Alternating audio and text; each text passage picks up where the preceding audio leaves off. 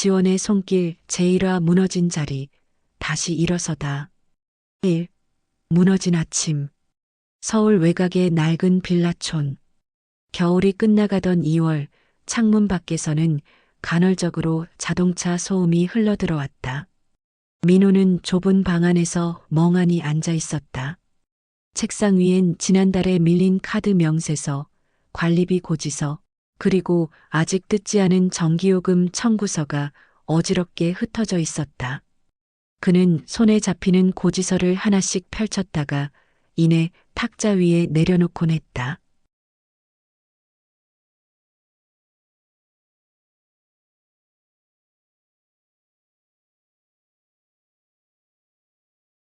머릿속은 이미 계산으로 가득 차 있었지만 어느 쪽을 먼저 갚아야 할지, 무엇을 미뤄야 할지 판단이 서지 않았다. 불과 석 달 전까지만 해도 민호는 영업직으로 분주하게 뛰어다녔다. 중소기업이었지만 거래처를 확보하고 계약을 따낼 때면 자신이 회사의 중심인 듯한 뿌듯함이 있었다. 그러나 경기 불황은 무자비했다. 회사는 결국 버티지 못했고 동료들과 함께 길거리에 내몰린 지 2달이 채 되지 않았다. 여보, 오늘 면접은? 부엌에서 조심스레 나온 지연이 말을 잇지 못했다. 민호는 미약한 웃음을 지어 보이며 고개를 저었다. 됐어. 오늘도 연락 없겠지. 목소리는 건조했고 스스로도 무너져가는 자신을 감추기 어려웠다. 이 무거운 저녁. 저녁 식탁에는 김치찌개와 멸치볶음, 달걀 프라이가 놓였다. 소박하지만 지연이 정성껏 차린 밥상이었다. 첫째 은수는 아직 5살. 숟가락을 들고 아빠 많이 먹어. 라며 웃었다. 민호는 애써 미소를 지으며 아들의 머리를 쓰다듬었지만 그 작은 손길이 오히려 그의 가슴을 아프게 했다. 식탁 위의 공기는 무겁게 내려앉아 있었다. 밥그릇에 숟가락을 옮기면서도 민호는 자꾸만 천장을 바라보았다. 지연은 눈치를 보며 작은 목소리로 물었다. 당분간 생활비는 어떻게 할까? 내가 알바를 더 알아볼까? 민호는 고개를 숙인 채 대답하지 못했다. 그 순간 그는 자신이 가족에게 짐이 되고 있다는 생각에 짓눌렸다. 3. 지연의 발견. 그날 밤 아이가 잠든 후 지연은 거실불을 희미하게 켜고 스마트폰을 붙들었다. 청년 지원금 구직활동 지원. 검색창에 키워드를 입력하자 여러 정보들이 쏟아졌다. 그녀는 한 사이트에서 눈길이 멈췄다. 청년 구직활동 지원금 6개월간 매월 지원, 취업 역량 강화 프로그램 제공. 지연은 숨을 들이켰다. 이런 게 있었네. 민호 씨한테 얘기해야겠다. 하지만 동시에 망설임도 생겼다. 민호가 자존심 때문에 거절할까봐. 4. 두려움과 체면. 다음 날 아침 지연은 용기를 내어 말했다. 여보, 이런 제도가 있더라고. 청년 구직활동 지원금이라고. 민호는 커피잔을 내려놓으며 얼굴을 찌푸렸다. 나라도움? 내가 그런 데까지 의지해야 해? 지연은 그의 눈을 똑바로 바라보았다. 민호 씨, 지금 필요한 건 체면이 아니라 현실이야. 아이들 밥은 자존심으로 차리는 게 아니잖아. 잠시 침묵이 흘렀다. 민호는 고개를 돌려 창밖을 내다보았다. 회색빛 하늘 아래 학교 가는 아이들이 장난스럽게 뛰어가는 모습이 눈에 들어왔다. 그 순간 민호는 어린 아들의 얼굴이 겹쳐졌다. 주민센터의 문 앞에서. 며칠 뒤 민호는 결국 주민센터 앞에 섰다. 손에 쥔 서류 봉투는 땀으로 젖어 있었다. 여보, 같이 가줄까? 지연이 물었지만 민호는 고개를 저었다. 이건 내가 해야 할 일이야. 센터 안은 생각보다 밝고 따뜻했다. 상담 창구에 앉은 직원은 다정한 미소로 민호를 맞았다. 무엇을 도와드릴까요? 민호는 잠시 머뭇거리다 입을 열었다. 구직활동 지원금을 신청하고 싶습니다. 직원은 고개를 끄덕이며 친절히 안내했다. 필요한 서류를 하나하나 짚어주고 프로그램 참여 방법까지 설명해 주었다. 민호는 그제야 긴장이 조금 풀렸다. 6. 2층 기억. 서류를 작성하는 동안 민호는 문득 대학 시절이 떠올랐다.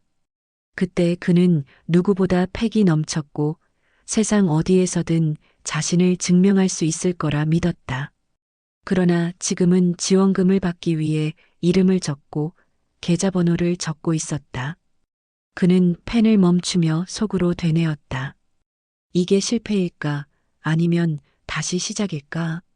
그때 직원이 미소 지으며 말했다. 많은 분들이 처음엔 부끄러워하시지만 이건 도움을 받는 게 아니라 다시 도약하는 계단이라고 생각하세요. 그 한마디가 민호의 가슴을 깊이 울렸다. 7. 돌아오는 길. 센터를 나오는 길, 민호의 눈에는 봄 햇살이 유난히 밝게 느껴졌다. 가벼운 서류 봉투 하나가 그의 어깨를 짓누르던 세상의 무게를 잠시 덜어낸 듯했다. 집으로 돌아오자 지연이 현관 앞에서 기다리고 있었다. 어땠어? 민호는 한참 말이 없었다. 그러다 천천히 그러나 단단한 목소리로 말했다. 괜찮아. 우리 다시 해볼 수 있을 것 같아. 지연은 눈가가 젖으며 그의 손을 꼭 잡았다. 그 순간 무너진 자리에 작은 희망의 씨앗이 심어지고 있었다. 8. 아이와의 대화. 그날 저녁 민호는 아이 은수와 함께 동네 놀이터를 걸었다. 해가 지고 가로등 불빛이 켜지자 아이는 철봉에 매달려 까르르 웃었다. 아빠 나 커서 뭐 될까? 은수의 질문은 천진했지만 민호의 마음을 저릿하게 찔렀다. 민호는 애써 미소를 지으며 대답했다. 우리 은수는 뭐든 될 수 있지. 멋진 의사도 되고 선생님도 되고. 말끝이 흐려졌다. 아빠는 지금 아무것도 아닌데. 라는 생각이 뒤따랐다. 은수는 그저 환하게 웃으며 아빠 손을 잡았다. 그럼 아빠도 다시 회사 다니면 되잖아. 응? 작은 손의 따뜻함이 민호의 가슴을 저며왔다. 9. 지연의 눈물. 밤이 깊어 아이가 잠든 뒤 지연은 조용히 거실불을 끄고 부엌에 앉았다. 싱크대에 팔꿈치를 괴고 한참을 앉아있던 그녀는 문득 흐르는 눈물을 닦았다. 내가 더 강해야 하는데 민호 씨가 버티지 못하면 어떡하지? 그녀는 무거운 마음을 안고 스마트폰을 다시 켰다. 지원 제도에 대한 정보를 하나하나 메모장에 정리하며 민호가 조금이라도 덜 불안해지기를 바랐다. 10. 주민센터에서 만난 사람들. 며칠 뒤 민호가 주민센터를 방문했을 때 대기실엔 그와 비슷한 처지의 사람들이 앉아 있었다. 한쪽 구석엔 서류를 꼭 쥔 20대 청년이 있었고 다른 한편엔 아기를 안은 젊은 엄마도 보였다. 민호는 그들의 얼굴에서 묘한 위로를 받았다. 나만 무너진 게 아니구나. 다들 다시 서보려고 오는 거구나. 차례가 되어 창구 앞에 앉자 직원은 친절히 웃으며 말했다. 신청 사유와 최근 경력만 간단히 적어주시면 됩니다. 민호는 펜을 쥔 손을 떨며 자기 이름을 썼다. 그 순간 마음 한편에서 패배자의 낙인처럼 느껴졌지만 동시에 재기의 문을 여는 사인 같기도 했다. 10일 카페에서의 대화. 센터에서 돌아오는 길 민호는 작은 카페에 들렀다. 마침 동네 친구 수철을 만났다. 야 민호. 요즘 얼굴이 안 보이더니 어떻게 지내냐? 민호는 머뭇거리다 결국 사실을 털어놓았다. 회사 망해서 요즘은 구직 중이야. 오늘은 지원금 신청하고 오는 길이야. 수철은 놀라지 않았다. 오히려 고개를 끄덕이며 말했다. 나도 그거 받아봤어. 덕분에 학원 다니면서 자격증 땄거든. 그거 아니었으면 나도 지금 이 자리에 없을 거야. 민호는 순간 어리둥절했다. 나만 비참한 게 아니었구나. 다들 그렇게 다시 일어서는구나. 12. 지연의 따뜻한 위로. 집에 돌아온 민호는 지연에게 하루를 이야기했다. 센터에 가니까 나 같은 사람 많더라. 다들 부끄러운 줄 알았는데 나만 그런 게 아니었어. 지연은 그의 손을 꼭 잡았다. 그렇지? 세상에 혼자 버티는 사람은 없어. 나라가 우리 같은 사람을 위해 길을 열어주고 있는 거야. 민호는 아내의 눈을 바라보다가 고개를 끄덕였다. 당신 말이 맞아. 이제는 자존심보다 가족이 먼저야. 나 다시 해볼게. 13. 변화의 시작. 며칠 뒤 민호는 정부 지원으로 운영되는 구직 프로그램에 참여하게 되었다. 강사와 함께 자기소개서를 새롭게 쓰고 모의 면접을 보며 부족한 점을 고쳤다. 강사는 진지하게 말했다. 민호 씨, 중요한 건 과거가 아니라 앞으로의 가능성이에요. 지원금은 단순히 돈이 아니라 기회를 연결해주는 다리라고 생각하세요. 민호는 고개를 끄덕이며 마음속에 새겼다. 그래, 나 아직 끝난 게 아니야. 14. 작은 희망의 싹. 어느 날 민호의 휴대폰에 면접 일정 알림이 떴다. 지원 프로그램을 통해 연결된 회사였다. 그는 숨을 깊게 들이마시며 지연을 바라보았다. 이제 시작이야. 지연은 환하게 웃으며 그의 어깨를 다독였다. 민호 씨, 우리 같이 가는 거야. 끝까지. 그날 밤 작은 집 거실엔 따뜻한 기운이 감돌았다. 비록 냉장고는 텅 비었고 통장은 마이너스였지만 가족의 마음만큼은 전보다 단단히 이어져 있었다. 민호는 스스로 다짐했다. 내가 무너졌던 자리는 다시 일어서는 자리일 수도 있구나. 15. 아버지의 시선. 민호가 주민센터에서 돌아온 날 저녁 집에 놀러 온 아버지가 조용히 물었다. 민호야, 오늘 어디 다녀왔냐? 민호는 잠시 망설이다가 대답했다. 지원금 신청하고 왔어요. 청년 구직활동 지원금이라고. 당분간 생활비라도 보탤 수 있을 것 같아요. 아버지는 묵묵히 고개를 끄덕였다. 잘했다. 민호는 의아했다. 아버지가 체면을 중시하는 성격이라 반대할 줄 알았다. 아버지, 창피하지 않으세요? 아들이 나라 돈 받아가며 산다니. 그러자 아버지는 천천히 숟가락을 내려놓으며 말했다. 창피한 건 도둑질이랑 나쁜 짓이지. 성실히 일하다가 어려워졌는데 나라 제도 쓰는 게 왜 창피하냐? 너 같은 젊은이 살리라고 만든 게 그거다. 민호는 말없이 고개를 숙였다. 아버지의 말은 단순했지만 오히려 더 깊게 마음을 흔들었다. 16. 밤의 독백. 모두 잠든 밤, 민호는 작은 책상에 앉아 종이와 펜을 꺼냈다. 앞으로의 계획이라는 제목을 적어놓고 하나씩 써내려갔다. 지원금 받으면서 자격증 공부 시작하기. 매일 이력서 3개 이상 보내기. 아이들 앞에선 약한 모습 보이지 않기. 적다 보니 글씨가 흐려졌다. 눈물이 맺혀 종이에 떨어졌다. 민호는 주먹으로 눈을 훔치며 중얼거렸다. 다시 일어선다. 어떤 일이 있어도.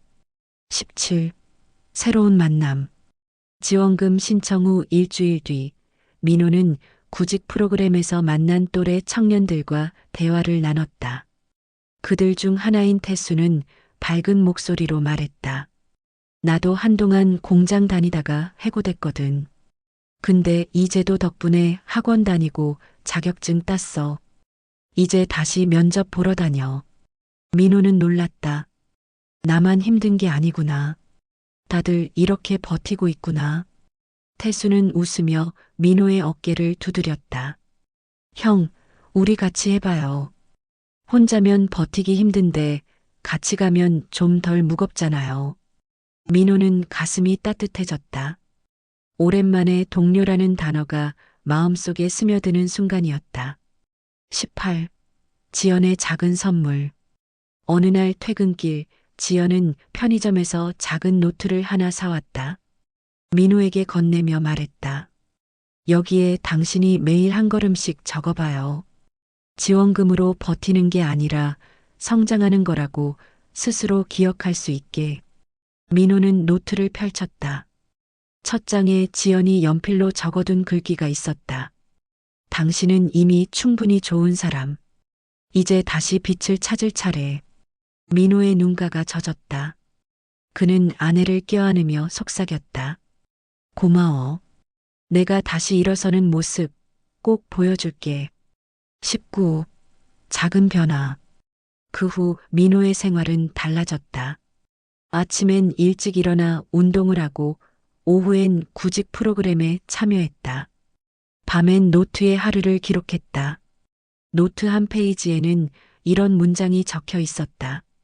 오늘은 모의 면접에서 자신감 있게 대답했다. 담당자가 내 태도가 좋다고 칭찬해줬다.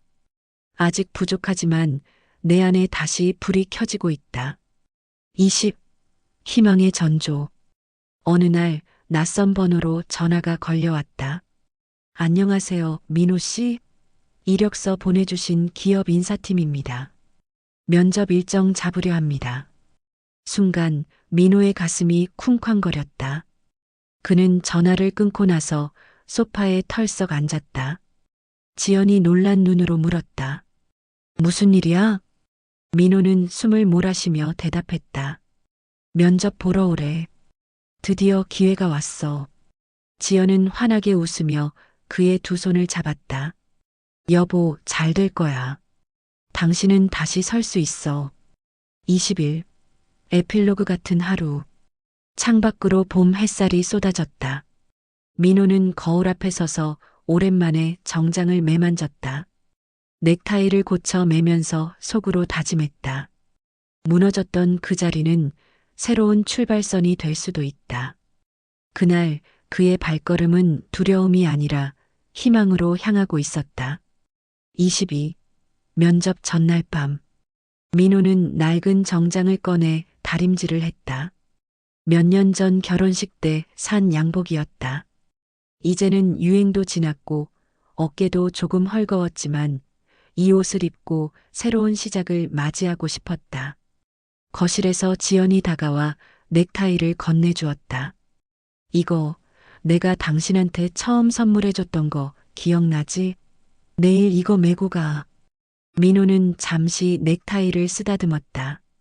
그 시절 그는 세상에 부딪힐 용기가 있었고 웃음이 많았다. 응, 내일은 꼭 웃으면서 돌아올게. 그러나 불 꺼진 침대에 누웠을 때 그의 마음은 무겁게 가라앉았다. 혹시 또 떨어지면 어쩌지? 지원금조차 위태로워지면? 아이들이 실망하면? 뒤척이는 남편을 보며 지연은 그의 손을 꼭 잡았다. 여보, 결과보다 중요한 건 당신이 다시 걸음을 내딛는 거야. 우리한테는 그게 가장 큰 희망이야. 민호는 눈을 감았다. 그 순간 가슴 한가운데서 오래 묻혀있던 용기가 조금씩 되살아났다. 23. 면접장으로 가는 길. 다음 날 아침 민호는 이른 시간 지하철에 몸을 실었다. 차창 밖으로 스치는 풍경은 늘 보던 서울의 거리였지만 오늘따라 전혀 다른 세상처럼 느껴졌다. 옆자리엔 대학생으로 보이는 청년이 면접 자료를 붙들고 있었다. 민호는 그 모습을 보며 속으로 중얼거렸다. 나도 아직 늦지 않았다. 나도 다시 시작할 수 있다. 손에 쥔 가방끈이 땀으로 젖었지만 그의 발걸음은 단단히 면접장으로 향했다. 24. 면접장의 공기. 면접장 대기실은 긴장된 공기로 가득했다. 지원자들은 모두 정장을 입고 자기소개서를 다시 훑어보고 있었다. 민호는 한켠에 앉아 준비해온 답변을 조용히 되뇌었다. 그러다 문득 이런 생각이 스쳤다. 여기 앉아있는 사람들은 모두 나보다 젊고 더 똑똑해 보인다. 내가 과연 설 자리가 있을까? 그때 프로그램 담당 강사가 다가와 어깨를 두드리며 말했다. 민호 씨, 어제 준비한 거 그대로 하면 돼요. 중요한 건 진심이에요. 회사들은 완벽한 사람보다 끝까지 버티고 다시 일어서는 사람을 원하거든요. 민호는 고개를 끄덕이며 깊게 숨을 들이마셨다. 25. 집에서의 기다림. 한편 집에서 지연은 아이들과 함께 민호의 소식을 기다리고 있었다. 은수는 유치원에서 돌아오자마자 물었다. 엄마, 아빠는 오늘 면접 잘 보고 있어? 지연은 웃으며 대답했지만 목소리가 떨렸다. 그럼 아빠는 멋진 사람이니까 잘할 거야. 주방 창밖으로 노을이 내려앉는 동안 그녀는 손을 모아 기도하듯 속삭였다. 제발 이번엔 좋은 소식이 있기를. 26. 면접 후. 면접은 순식간에 지나갔다. 면접관은 민호의 경력과 앞으로의 계획을 묻고 몇 가지 상황 대처 질문을 던졌다. 민호는 처음엔 긴장했지만 이내 차분히 대답했다.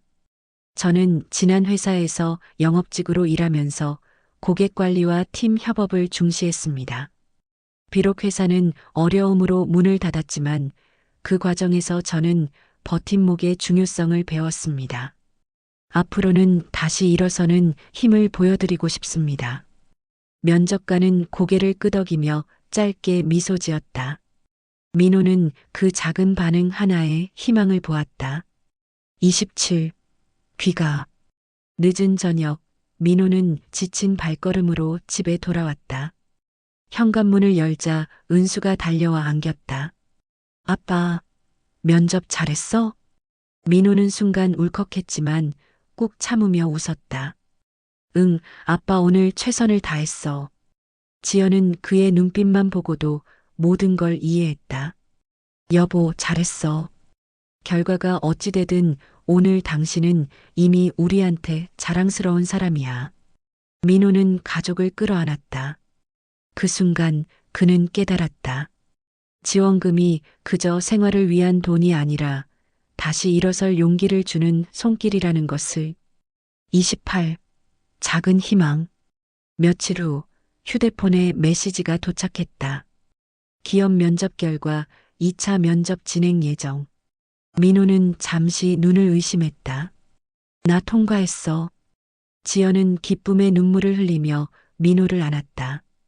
여보, 봤지? 우리는 할 수 있어. 당신은 해낼 거야. 민호는 깊은 숨을 내쉬며 하늘을 올려다봤다. 무너진 자리가 정말 새로운 시작이 될 수 있구나. 29. 저녁 식탁의 웃음. 2차 면접 통과 소식을 들은 날, 오랜만에 집안에 웃음이 가득했다. 지연은 시장에서 할인하는 고등어를 사와서 구워냈고, 은수는 아빠 최고, 라며 박수를 쳤다. 민호는 가족의 웃음을 보며 문득 눈시울이 붉어졌다. 내가 뭘 했다고 이렇게 축하받을까? 지연은 젓가락을 내려놓고 단호히 말했다. 여보, 당신이 한 건 단순히 면접 통과가 아니야. 다시 일어나려는 용기를 낸 거야. 그게 우리 가족에겐 제일 큰 기적이야. 그 말에 민호는 숟가락을 멈춘 채 한동안 가만히 아내를 바라보았다. 30. 아버지와의 대화. 며칠 뒤 민호는 아버지와 함께 동네 산책을 했다. 저녁 노을이 지는 공원 벤치에 앉아 그는 조심스럽게 물었다. 아버지, 저 면접 붙었어요. 아직 최종은 아니지만요. 아버지는 미소 지으며 고개를 끄덕였다. 그럼 된 거다. 인생이란 게 원래 넘어지고 일어나는 거 아니겠냐? 잠시 침묵이 흐른 뒤 아버지가 덧붙였다. 사실 나도 젊었을 때 공사판에서 해고당한 적 있었어. 그때 정부에서 해준 재교육 덕에 다시 일할 수 있었지. 그때 아니었으면 지금 너 키우지도 못했을 거다. 민호는 놀라서 아버지를 바라봤다. 아버지도 그런 적이 있으셨어요? 아버지는 고개를 끄덕이며 하늘을 바라봤다. 그땐 체면 때문에 말도 못했지. 하지만 이제야 말한다. 너도 부끄러워 말하라. 도움은 부끄러운 게 아니야. 다리 하나 건너는 거지. 민호는 그 말을 마음 깊이 새겼다. 자신이 밟고 있는 길이 결코 패배자의 길이 아니라 세대가 이어온 생존의 길이라는 것을 깨달았다. 30일. 노트에 적은 다짐. 그날 밤 민호는 지연이 건네준 작은 노트를 펼쳤다. 페이지 한가운데 그는 굵은 글씨로 이렇게 적었다. 나는 다시 일어선다. 가족을 위해, 나 자신을 위해. 지원금은 나를 일으켜 세운 손길이다. 나는 그 손을 잡고 앞으로 걸어간다. 글씨는 조금 삐뚤었지만 그 안엔 절실한 마음이 담겨 있었다. 32. 봄바람 속에서 며칠 뒤 민호는 다시 주민센터를 찾았다. 이번엔 신청자가 아닌 프로그램 참가자로서 강의를 듣기 위해서였다. 센터 앞 벚꽃이 막 피어나고 있었다.